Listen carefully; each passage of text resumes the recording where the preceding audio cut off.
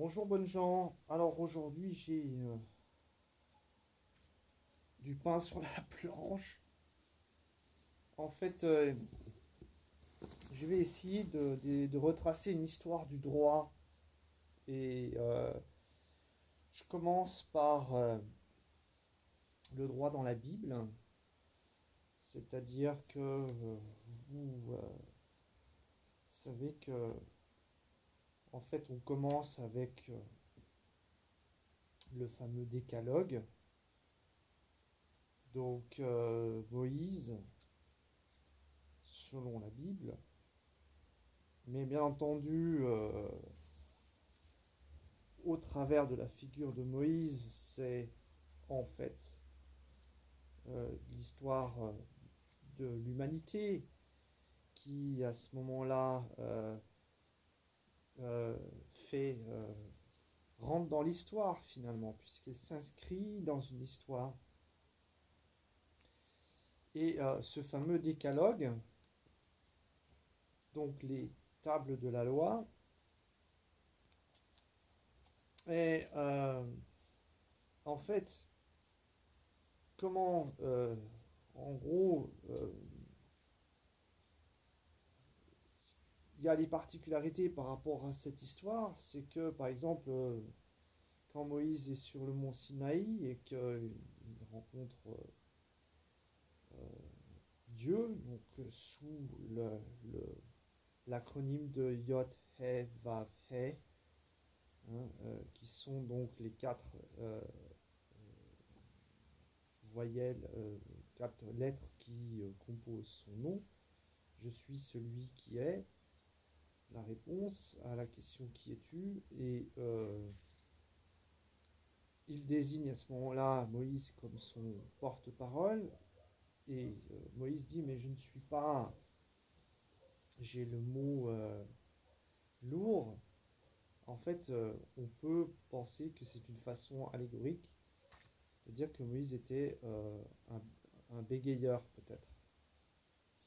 Certaines interprétations vont dans ce sens. Bon, après, on ne pourra jamais vérifier ça, mais voilà, il s'agit surtout, d'abord et avant tout, quand on parle de Moïse, d'abord Moses, c'est un nom égyptien. Il s'agit, et on sait que l'histoire qui relate après sa naissance, l'épisode du berceau d'osier posé sur le Nil, que c'est une histoire qui remonte en fait à plus vieux que l'histoire hébraïque elle-même en Égypte, mais qui remonte à Sargon, le roi Sargon en Mésopotamie. Donc on a certainement attribué à ce personnage de Moïse les traits de plusieurs personnes euh, légendaires, et voilà qu'on en a fait un personnage central d'ailleurs de l'Ancien Testament. Or là donc par rapport à cela, Moïse en fait retranscrit les tables de la loi, le décalogue, et ces règles sont transmises par le Dieu Tout-Puissant lui-même. Bien, on avance par rapport à l'histoire, donc on situe l'épisode de Moïse vers 1200 avant Jésus-Christ. En fait, il n'y a pas vraiment de...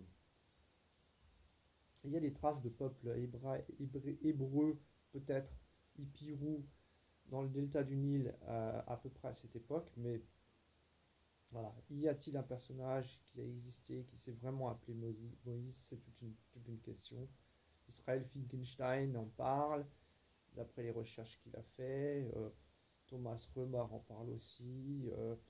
En tout cas, voilà, il n'y a pas de preuve de l'existence physique matérielle de Moïse. Mais bon, la trame de l'histoire, c'est on a une loi ou un ensemble, un corps de loi qui est transmise par euh, volonté divine.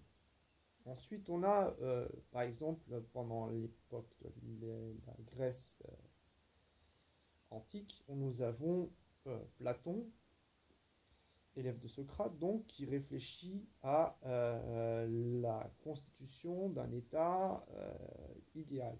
Et dans la République, Platon décrit une société qui est organisée de façon assez hiérarchique et dans laquelle le haut de la hiérarchie est tenu par ce qu'il appelle des magistrats, qui sont une élite. Et cette élite est formée dès la plus tendre jeunesse. D'ailleurs, les parents qui fournissent les enfants à cette élite ne connaissent même pas leurs enfants. Ces enfants vont être élevés par des nourrices. Et finalement, en gros, ce que dit Platon, ce que souhaite Platon, c'est disons, le fait que cette élite de magistrats soit en fait amenée dès leur plus jeune âge à exercer les plus hautes fonctions, les fonctions les plus nobles, etc., être les magistrats, ceux qui vont régler les affaires de la police de la cité, et entre autres, pour les autres, c'est-à-dire les artisans, les gens qui ont un métier, les paysans, etc., ils ont trop à faire à s'occuper de leur métier et on laisse à cette élite en fait le soin de se soucier du sort de la cité, en gros. Ce que décrit Platon, c'est une aristocratie. On est à l'époque dans une forme démocratique à Athènes, mais la démocratie à Athènes ne concerne dans le processus démocratique que les hommes libres, c'est-à-dire en gros peut-être même pas 2% de la population, sachant que l'écrasante majorité de la population, déjà 50%, ce sont les femmes. Alors les bobonnes, elles n'ont pas voix au chapitre, et puis finalement, vous avez les esclaves qui, bien entendu, n'ont absolument aucun droit, et enfin, ils ont le droit de rester chez leur maître et de travailler pour eux. Et puis les, euh, les métèques, les étrangers, qui ont des droits de commerce, etc., mais qui n'ont pas, bien entendu, la possibilité de participer ni à l'agora, ni à l'aréopage, qui est un peu le, le- l'endroit où les personnes d'importance de la cité se réunissent, au bord de l'acropole. Ensuite, je vais vous parler de Rome. Et j'ai là un excellent bouquin qui est de Hagen Schulz, qui est un professeur émérite à l'université de Berlin et qui écrit Staat und Nation in der europäischen Geschichte. Donc, en fait, il développe le concept de État et de nation dans l'histoire de l'Europe, notamment l'Europe occidentale. Sur l'Europe orientale, il évoque un petit peu la situation en Russie, etc., mais c'est pas aussi fouillé que ce qu'il a étudié par rapport à l'Europe occidentale. Et ce qu'il faut comprendre, c'est que l'histoire de l'Europe occidentale, notamment, est liée directement à l'histoire de l'Empire romain. Donc je vais faire un petit passage par l'Empire romain pour comprendre. Donc au départ, on a une république, suite au fait que les premiers rois, notamment Tarquinius, là, se sont montrés comme des tyrans. La République est établie vers le 5e siècle avant Jésus-Christ à Rome. Donc il s'agit d'une cité républicaine. Ça veut dire quoi? Ça veut dire qu'en fait ce sont des familles de patriciens. On est un peu dans le contexte platonicien, c'est-à-dire ce sont les patriciens qui cette fois-ci laissent élever leurs enfants par les précepteurs et qui les prédestinent à l'aristocratie, qui tiennent le haut du pavé dans les décisions de la vie politique à Rome. Ensuite, il y a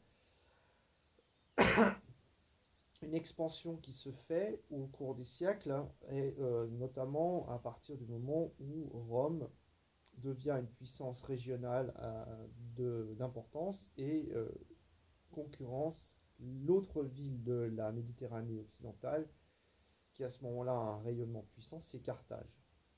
Et on connaît les discours de Caton l'Ancien qui disait pour clôturer chacun de ses discours, et ceterem, censeo, Carthaginem, delendam esse.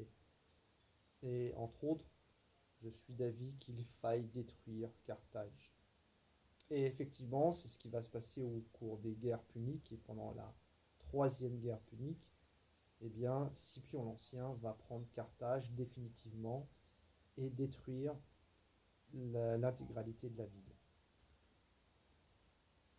Aujourd'hui, la ville de Carthage se situe aux environs de la ville de Tunis et il ne reste plus que des ruines, effectivement.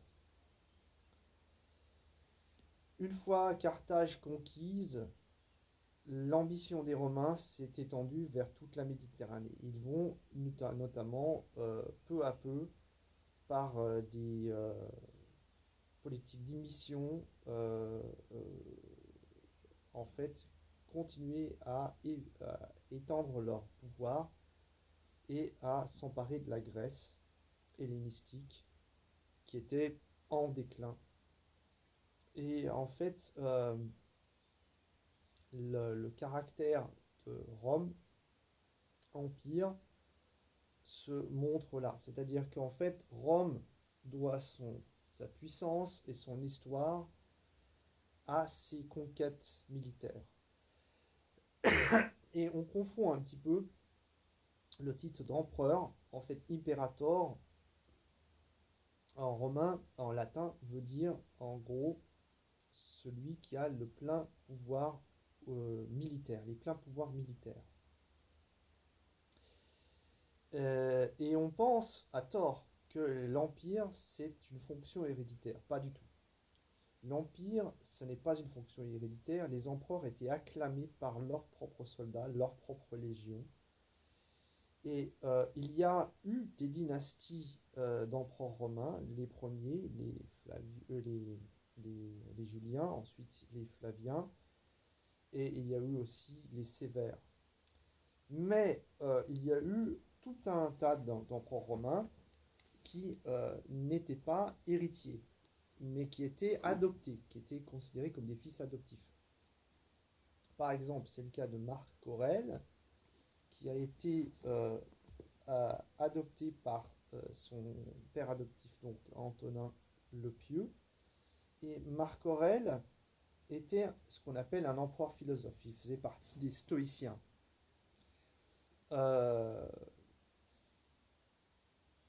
Ceci dit, donc, par rapport aux stoïciens classiques, Marc Aurèle n'a écrit que des pensées, disons, de philosophie interne, d'introspection, et par rapport à des gens comme Épictète, les esclaves stoïciens, enfin voilà, il y a quand même un grand écart entre, je dirais, la pensée et la pratique. Mais bon, n'empêche. Et donc, on pense à tort que les empereurs, c'était un titre héréditaire. Effectivement, l'empereur était acclamé. Alors, il y a eu des empereurs et des contre-empereurs, notamment au IIIe siècle. Il y a eu pas mal d'histoires de ce genre, avec des empereurs qui appelaient l'autre empereur à usurper le titre. Et bon, il y avait des grandes batailles intestines. C'est un peu ce qui a affaibli le pouvoir de Rome aussi, hein, notamment. Mais le caractère de l'Empire, c'est l'expansion. C'est-à-dire que pour pouvoir être justement acclamé empereur, il fallait revenir toujours des terres les plus lointaines avec des conquêtes. Ça plaisait au peuple. Et c'est à ce moment-là que, effectivement, les généraux avaient des chances d'être justement appelés empereurs. Le titre de dictateur, c'est un titre qui donnait les pleins pouvoirs, notamment de dicter les lois, donc édicter les lois, pendant un temps très limité. En général, le titre de dictateur était limité à 1 an, renouvelable. Notamment, donc, Jules César a eu la chance considérable de pouvoir être élu dictateur pendant 9 ans d'affilée. Ceci dit, ça lui a coûté la vie, puisque en fait, les sénateurs de la curie romaine ont considéré justement que Jules César euh, pouvait avoir des propensions à devenir roi, et le terme de roi, rex, chez les Romains, était très négativement connoté, si bien que c'est ce qui a donné justement la, le prétexte pour les sénateurs d'assassiner Jules César. Il faut savoir que, en fait, si on parle de l'histoire de l'Europe, c'est parce que justement, cette histoire est inspirée et la continuité, on peut considérer cette histoire comme la continuité de Rome. Et en fait, il faut revenir à la chute de Rome, celle qu'on appelle officiellement la chute de Rome. Donc on est au 5e siècle après Jésus-Christ. D'abord, les empereurs romains se sont convertis au christianisme, plus par calcul politique, c'est le cas de Constantin, je pense, à mon avis, que de conviction personnelle. Et c'était pratique d'avoir un seul dieu pour réunir tout le monde sous la même férule.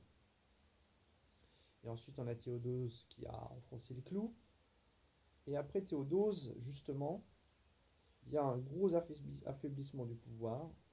On a des empereurs romains qui deviennent de plus en plus des marionnettes et qui sont sous la férule de généraux ou de grands commis de l'État, ce qui a été le cas de Stilicho, qui était un vandale, c'est-à-dire des gens qui sont pas romains de sang noble, etc., mais qui sont en fait des immigrés, si vous voulez, considérés comme des barbares.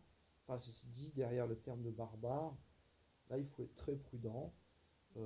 On a un historien qui s'appelle Bruno Dumézil qui en parle très bien. Souvent, derrière Stilicho, par exemple, quand on voit son épitaphe, là, sa pierre tombale, on voit pas du tout un barbare, on voit un romain habillé en toge. Chez les rois francs, il y avait les rois qui étaient convertis au christianisme, pas que des francs, il y avait aussi les Visigoths, etc. Plein de personnages dits barbares, comme Théodéric le Grand, en fait, étaient des personnages chrétiens qui se rasaient la barbe, etc., et qui n'avaient, avec le terme barbare, en commun que le nom. Hein. Ça, faut bien comprendre ça. On a souvent, disons, des images d'Épinal avec les barbares sauvages qui arrivent, qui franchissent le Limes et puis qui dévastent tout. Il y a certainement eu, bien entendu, des combats à la frontière et bien entendu des dévastations. Des auteurs comme Saint Augustin, qui n'étaient pas à Rome pendant le sac de Rome par Alaric, en ont, je pense, à mon avis, un peu rajouté. Et finalement, sachant qu'Alaric était un général qui travaillait à la solde des Romains. Justement, c'est parce qu'il n'a pas reçu cette solde qu'il a laissé l'ordre à ses soldats de se, de se servir en pillant Rome. Ceci dit, il avait bien dit qu'il fallait respecter les lieux de culte. Donc, vous voyez, on est loin du barbare sanguinaire quand même. Hein. Mais, bien entendu, il était important d'utiliser des images fortes pour une forme ou une autre de propagande. Donc ça, c'est pas nouveau. À la suite de ça, l'Empire romain s'effondre plus ou moins par faiblesse intérieure, du pouvoir intérieur finalement. Les empereurs d'Occident n'ont plus de pouvoir véritable. Le pouvoir est conféré à l'empereur d'Orient. Nous avons au VIe siècle un empereur qui a joué un rôle important. Je cherche le nom, ça y est, ça me reviendra. Mais bref, voilà, la continuité c'est Constantinople, fondé par Constantin, et on est chez les empereurs romains grecs, qui vont devenir peu à peu orthodoxes. Et vous avez donc euh, en Occident des personnages qui s'autonomisent par rapport au pouvoir central et qui deviennent, selon les cas, des ducs ou des rois, ce qui a été le cas de Clovis, roi des Francs, etc. Et il faut attendre l'an 800 pour avoir la rénovation de l'Empire romain sous l'impulsion de Charlemagne. Celui qu'on connaît comme Charlemagne en France, qui est donc latinisé Carolus Magnus, donc qui reprend les traits des empereurs romains, qui recouvre la toge et la cape pourpre, et qui se laisse sacrer empereur à Rome en l'an 800. Et à partir de là, on a toute une histoire tout au long du Moyen Âge et qui va même se poursuivre jusqu'au temps moderne, avec un Saint-Empire romain germanique, avec des rois qui, eux, s'inscrivent dans la continuité du roi David. C'est-à-dire, il y a une vocation messianique au roi. C'est le cas du roi de France, qui est oint par le Seigneur, comme l'était David. Donc, on a soit une vision ou une vision messianique christique du roi, avec le pouvoir d'imposition des mains, avec par exemple un rituel auquel s'adonnaient les rois de France, c'était le lavage des pieds comme des pauvres, comme l'avait fait Jésus avec ses apôtres, etc. Vous voyez, il y a vraiment eu un souci soit de s'ancrer dans la tradition romaine, soit de s'ancrer dans la tradition chrétienne, et comme les derniers empereurs romains étaient chrétiens et Constantin se voyait comme le successeur de Jésus sur terre, eh bien vous avez une fusion à ce moment-là qui se fait entre les deux fonctions. Et c'est ce qui va justement constituer l'histoire de notre Europe, qui s'est donc fondée sur l'idée du roi, le roi donc de caractère divin.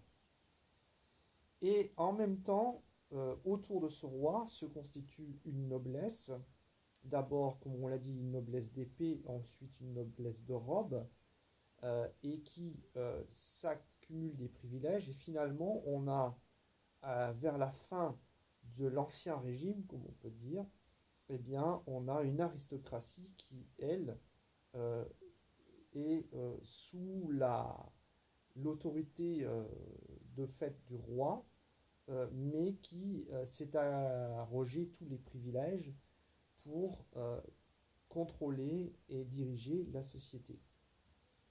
Montesquieu, dans l'esprit des lois, ne fait pas que d'établir les principes fondamentaux de séparation des droits, etc., mais aussi il s'attache à décrire les régimes les uns après les autres. Et on a par exemple ici, à la page 94 de ce livre, un extrait. On peut distinguer trois sortes de gouvernement: le républicain, le monarchique, le despotique. Effectivement, il y avait des cités italiennes qui étaient sous la forme républicaine, Venise par exemple, Florence, et il y avait aussi l'exemple de la Suisse. Dans le républicain, le peuple encore a la souveraine puissance. Dans le monarchique, un seul gouverne par les lois fondamentales. Dans le despotisme, on ne connaît d'autres lois que la volonté du maître, ou plutôt du tyran. Voilà. Dans les divers États, les lois doivent être relatives à leur nature, c'est-à-dire à ce qui les constitue, et à leurs principes, c'est-à-dire à ce qui les soutient et les fait agir. Alors, les principales lois relatives à la nature de la démocratie font que le peuple y soit à certains égards le monarque, à d'autres le sujet, qu'il élise et juge ses magistrats, et que les magistrats, en certaines occasions, décident. La nature de la monarchie demande qu'il y ait, entre le monarque et le peuple, beaucoup de pouvoirs et de rangs intermédiaires, et un corps dépositaire des lois, médiateur entre les sujets et le prince. La nature du despotisme exige que le tyran exerce son autorité ou par lui seul, ou par un seul qui le représente. Quant au principe des trois gouvernements, celui de la démocratie et l'amour de la République, c'est-à-dire de l'égalité, dans les monarchies où un seul est le dispensateur des distinctions et des récompenses, et où l'on s'accoutume à confondre l'État avec ce seul homme, le principe est l'honneur, c'est-à-dire l'ambition et l'amour de l'estime. Sous le despotisme, enfin, c'est la crainte. Plus ces principes sont en vigueur, plus le gouvernement est stable. Plus il s'altère et se corrompt, plus il incline à sa destruction. Voilà. Donc, je ne vais pas lire plus loin, mais vous avez compris, il y a la nature des formes de gouvernement et il y a des principes de gouvernance. Et en fait, en gros, euh, Montesquieu, vous voyez, il ne se fait pas l'apologue d'un système plutôt que d'un autre, mais dit que pour pouvoir, par exemple, garantir une certaine stabilité à un système, il faut qu'il y ait une espèce d'équilibre des forces en place. Et pour le système démocratique, il va donc proposer une séparation des pouvoirs, l'exécutif, le judiciaire et le législatif. Nous sommes sous la Ve République sujet à la Constitution. Nous sommes dans une forme démocratique puisque l'article 3 de cette Constitution de 1958 stipule bien que la souveraineté nationale appartient au peuple, qui l'exerce par ses représentants et par la voie du référendum. Et juste avant, à l'article 2, on a le principe de la République, c'est le gouvernement du peuple, par le peuple et pour le peuple. Ça, c'est pour ce qui est de la République française, dont la Déclaration des droits de l'homme et du citoyen du 26 août 1789 fait partie intégrante. Donc, vous avez notamment l'article 1er, les hommes naissent et demeurent libres et égaux en droit, les distinctions sociales ne peuvent être fondées que sur l'utilité commune. Et ça, bien entendu, c'était en réponse par rapport à l'aristocratie qui, et le clergé, qui était, bien entendu, dans l'Ancien Régime, séparés du tiers-État, du reste du peuple, puisqu'ils avaient des privilèges, et donc ils étaient donc privilégiés soit par la naissance, soit par leur vocation religieuse.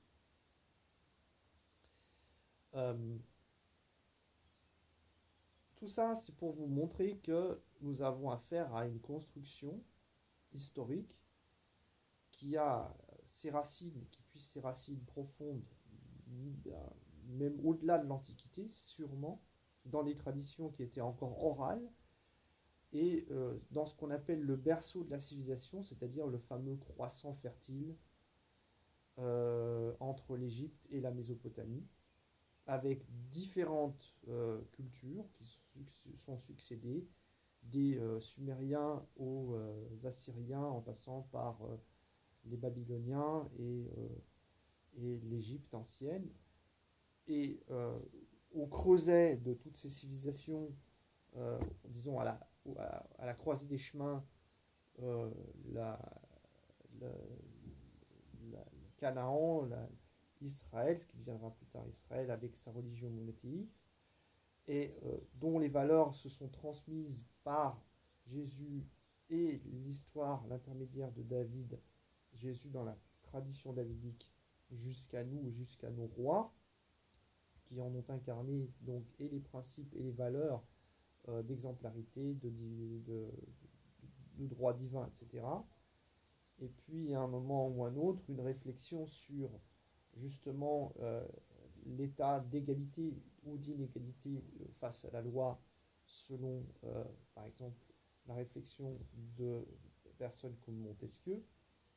Et puis, en fait, la situation actuelle qui nous met justement égaux face à la loi, mais qui nous met aussi devant des devoirs et des responsabilités. Alors ça, c'est un peu pour planter le décor et pour comprendre que finalement, euh, c'est pas que, par exemple, la monarchie soit en soi, et c'est ce que décrit Montesquieu, un, un régime inique. Mais il implique, et c'est Montesquieu en parle aussi, que le roi, euh, par le fait qu'il soit désigné de droit divin, ait justement des devoirs particuliers vis-à-vis de ses sujets. L'aristocratie, de même, les aristocrates, donc les meilleurs euh, selon la définition de Platon, les meilleurs de l'élite d'un État soient justement eux aussi exemplaires dans leur et qui soient effectivement de fait des, des gens qui sont absolument méritants et non pas des gens qui usurpent leur pouvoir. De même que sous l'Empire romain, quand les légionnaires, et puis donc par l'intermédiaire des légionnaires, les légionnaires recevant à la fin de leur service, au bout de 15 ou 20 ans de bons et loyaux services, un petit terrain, ils étaient récompensés avec une petite propriété. Ils constituaient aussi l'essentiel de la plèbe, et ces gens-là étaient absolument très sensibles à la popularité d'un chef militaire ou non. Et en gros, c'est justement cette popularité qui faisait ou défaisait la carrière de ceux qui aspiraient à devenir un jour empereur. Donc il ne s'agissait pas seulement d'être adopté comme fils adoptif par l'empereur en exercice, mais il s'agissait aussi d'acquérir la faveur du peuple et de ne pas non plus se mettre trop à dos, ce qui a été le cas de Jules César, l'inimitié des sénateurs. En l'occurrence, je crois que sur le IIIe siècle, sur 70 empereurs, il n'y en a pas un qui soit mort dans son lit. Donc, carrière d'empereur était quand même assez risquée. Et donc, vous voyez que c'est automatique. Dès que vous avez le pouvoir, soit que vous le preniez de droit divin, soit que vous le preniez par des conquêtes militaires, soit que vous le preniez parce que vous avez été élu démocratiquement, eh bien vous avez des comptes à rendre, en fait. Personne n'est à l'abri de justement de son impopularité et personne ne peut se prémunir complètement de trébucher un jour et de tomber dans la fosse commune du temps, comme le chantait si brillamment Georges Brassens. Voilà, ben, je vous laisse à ces réflexions. J'ai déjà pas mal aujourd'hui déblatéré et à la prochaine. Bonjour chez vous.